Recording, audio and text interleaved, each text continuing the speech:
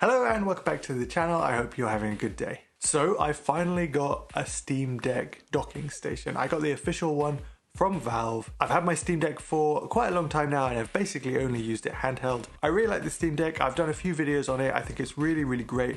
And I finally got around to picking up a docking station. At this point, I've had it for about a week and I just wanted to go through my initial thoughts and impressions of the Steam Dock and whether or not I think you should get one. So, just to very quickly go over what it is, the Steam Deck docking station, which is a bit of a mouthful, is a dock very similar to the Switches, and it allows you to basically plug your Steam Deck into a television and output the screen to a bigger television or a monitor or something like that. But it doesn't really quite stop there. It has a few other tricks up its sleeve. As well as having an HDMI port, it also has a second display port. It's got some USB ports and an Ethernet port as well on the back. What this means is that as well as plugging it into a screen, you can also plug in things like a mouse and keyboard. You can plug in a USB hard drive as well. And this opens up a lot of new ways to use your Steam Deck. You could almost use it like a desktop PC in this sense. Stick it on the dock next to a monitor, plug it in with a mouse and keyboard on your table, and then you basically just have a Linux PC. And with that comes a lot of additional functionality, I think anyway, that really opens up what you can do with the Steam Deck. When it comes to cost, the official docking station from Valve costs £79 here in the UK, and that is kind of expensive. It's definitely on the high end for docking stations. You can go on Amazon and look at alternatives. There are some cheaper alternatives, so there's companies like JSORX, or it might be JSO, I'm not sure, and Ivola. They both provide unofficial third-party docking stations, and they are cheaper than Valve's one. So you might be wondering why I ended up going for the official one from Valve, and there's a few reasons for that. The first reason is that I've previously had to send my Steam Deck back to Valve for repair, and that service, the sort of the RMA process, it was really smooth for me. It went really well. It was very easy to talk to Valve, get my Steam Deck shipped back to them. They fixed it very quickly and they sent it back. It took about 2 weeks overall, including delivery, but because of the experience, I sort of have that faith in Valve that if something goes wrong with my docking station, I would be hopeful to get the same experience, whereas, you know, buying things from Amazon, you can do easy returns, but that's kind of where it ends. You don't always get that sort of official help. The other reason is that although the docking stations on Amazon are cheaper, sometimes they're about £30 cheaper, which, you know, is pretty substantial, but you don't get a charger with them. And when it comes to charging handhelds, I don't know about you, but I am of the mindset that I would much rather have an official plug. You know, I just want to make completely sure that nothing bad is going to happen. I'm not going to accidentally put the wrong voltage through or the wrong wattage or anything like that. I would like to have an official charger. And so if you go onto iFixit to try and buy an official charger, it's about £30. So at that point, really, I thought I might as well buy the official docking station, get everything included. I know it's going to work. I know I'm going to get support. I know I'm going to get the right charger. And so that's why I went for that. So at this point, like I said, I've had it for about a week. I've used it in a variety of different ways. And so I wanted to talk about some of the games that I've tried playing on a bigger screen. I've been using my telly. My telly is a 4K telly, so just bear that in mind because there's no way the Steam Deck can output 4K. But I've been setting resolutions to 1080p where I can, and so that's what I'll talk about. I've sort of had 3 different levels of how smoothly the process has worked playing games on the telly, and that's sort of where I'll focus. So first of all, on this side of things, we're going to talk about Warhammer 40,000 Space Marine. This is quite an old game, and it runs perfectly on handheld on the Steam Deck, and as I kind of expected, it runs really well on the telly as well. After looking around online, a lot of people advise to set the resolution in Steam itself, so you change it to native or to whatever resolution you want. I set it to 1920 by 1080, and from there, you know, in game you can then change the resolution to what you want. Playing Space Marine at 1080p, it runs at 60 FPS. That was basically a flawless experience. It works absolutely fine. And like I said, it's an old game, so I would expect that to happen. I would have been surprised really if the Steam Deck had struggled with that. That's on that side, so that's really good. On the other side of things is Disney Dreamlight Valley, and I don't really play this anymore, but it was one of the games that I had installed. I've sort of kept it installed and I dip back in occasionally, but I don't really play it a lot. But I thought I would just try it on the big screen. And the experience with that was much worse. The reason why the experience in this game wasn't as good, well, as you can see on the screen here, it seems that no matter what setting I change in game, nothing really seems to happen. And it says it's at 1080p resolution, but it doesn't really feel like it is. The game feels really pixely, and I can't really change the resolution away from that as only one option. Changing graphic settings doesn't seem to change anything, at least to my eye. The only thing that actually does look any different is when I change the resolution multiplier, and I set that to 2 and the game does look better, but everything else doesn't seem to do anything. So that's a bit of a weird one and is not as good of an experience right off the bat. I would play this with that resolution modifier set to 2 times. It doesn't look too bad, but it does make me wonder if something weird is happening in the background that nothing else seems to change anything in game anyway. And I think really it just highlights that it's not a Switch. PC games don't expect you to need to be constantly changing the resolution back and forth between docked and undocked. And for some reason, in this case, Dreamlight Valley wouldn't let me change it at all.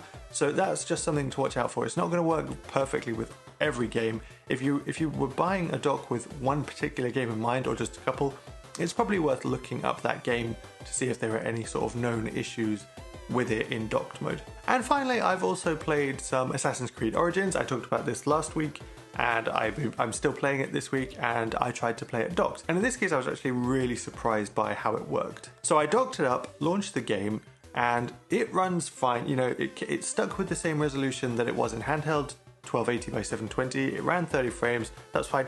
The game looked a bit pixely, which is to be expected considering that resolution on that size TV. So at this point, I thought I would try bumping Assassin's Creed Origins up to 1080p. And what I was really expecting was for it to struggle with that. You know, I played the game at 30 frames anyway. I kind of thought bumping that resolution up to 1080p I would take a hit in frames and it would struggle to run it basically. But surprisingly, it didn't. It managed to stay at 30 frames locked basically the whole time. And this really surprised me. And it's kind of made me think that maybe the Steam Deck is even more powerful than I thought it was. And I've been messing with the settings since then, you know, tweaking things like character texture details and things like that, just to see if I can get any more out of it. But that was a really pleasant surprise, and it's kind of made me think that there are some games I wouldn't mind playing on the TV that I thought I wouldn't want to play on the TV. For example, Assassin's Creed, you know, I kind of thought if I wanted to play it on the TV, then I would rather play it on like my PS5 or something like that, because then I'm getting like a really good looking game on a big TV. But 1080p looks fine, and if you're continuing off your save file, I think, you know, I could sort of make that sacrifice of playing on TV at 1080p instead of like 4K in order to then also at the same time be able to play handheld and go back and forth between the two, if that makes sense. You know, I wouldn't mind so much. Those are like the 3 main categories of experience that I've had playing games on the telly, really. I have been enjoying it. The Steam Deck docking station does just kind of work, like out of the box. When you plug it in, sure, the first time it does have to update, but then after that, it just seems to work. I barely had to tweak any settings. As I say, you will have to change the resolution going back and forth because it's not a Switch, it doesn't expect that to happen. So, you know, you'll dock it, you'll have to make the resolution a bit bigger, and then when you undock it, you change the resolution back if you want to save on battery consumption. Just be aware of that. Other than that, it basically works great. There are some games that have some issues, but overall, I think if you want to play games on a telly, you will have a good experience with it. However, it doesn't really end there, at least for me. Like I said, because this docking station does have all these other ports on, the USB ports, I've been able to use it for some other things. So the first one is emulation. I've been interested in trying emulation out on this Steam Deck, but, you know, dragging files back and forth, that kind of thing, I really wanted a mouse and keyboard in order to do that. And I don't have a Bluetooth mouse and keyboard, so it's only now that I've got the dock that I've been able to do that. And it's basically what you would expect, you know, from a PC. If you're used to Linux already, then you'll be right at home. I'm not really that used to Linux, but even I figured it out. It's not too difficult to set up EmuDeck, and with the mouse and keyboard, drag and dropping files is absolutely fine. And so now I've been able to play emulated games on the Steam Deck, and similarly, I can play those docked as well, and that runs pretty well too. You know, these are all old games I'm looking at, PS2, Lord of the Rings on PS2, that kind of thing. And they run absolutely fine on the big screen. You do sort of have to mess around with it a little bit to get widescreen looking good and that kind of thing, but, you know, overall it works as you would expect it to. A couple of other things that I've been able to do with the mouse and keyboard. I've set up a non-Steam game for Xbox Cloud Gaming, so I have access to those streaming Game Pass games if I want to. I've been having a little look at plugins, so I've installed Decky Loader. The main one that I've been using is just a How Long to Beat plugin at the moment. I think I will dive in and have a look at more, but just for now, I've not had it for very long. And then finally, this one has surprised me a lot, but World of Warcraft. So I used to play a lot of World of Warcraft. I sort of dropped off it over the last year or so because I didn't really like Shadowlands very much. And also, if you've been watching the channel for a while, then you'll know that I don't really like going upstairs to play on my PC these days. I'd much rather, you know, stay in the living room, hang out with everybody here, and play something either handheld or on the telly, but usually handheld. And so with the mouse and keyboard, I've been able to get World of Warcraft set up. You know, it's a bit finicky to install, but with a mouse and keyboard, you can install it on the Steam Deck. And then with a console port mod, I've been able to set it up to work with a controller. And it actually works really surprisingly well. There's a lot of getting used to it, you know, changing to using a controller isn't an easy adjustment. But at this point, I think I've started a new character and I'm about level 15. And I've actually gone through a dungeon for the first time just using a controller, and it's worked all right. So I'm quite excited to continue that. I might even resub if it keeps going well. So overall, would I advise you to get a docking station? Well, yes, I would really. I think it's really good for a number of reasons, and it's not just playing games on the television. I think it also opens up the Steam Deck to allow you to do a lot more. Sure, if you have a Bluetooth mouse and keyboard already, then you're probably going to be able to do a lot of these things. But if you don't, then the docking station allows you to sort of get those two functions in one. You know, you can play on the TV and you can open up all these other things you can do with a mouse and keyboard. Whether or not you want to go for the official one from Valve, it just kind of depends. Like I said, I wanted that official support and the official charger, but if you're not too worried about that, there are some cheaper alternatives, and I'll put some links down below so you can have a look if you'd like to check those out. So those are my thoughts on the official Steam Deck docking station. What do you think? Do you have one? Do you have one of the alternatives? Let me know what your thoughts are down in the comments. Thank you so much for watching, and I will see you in the next one.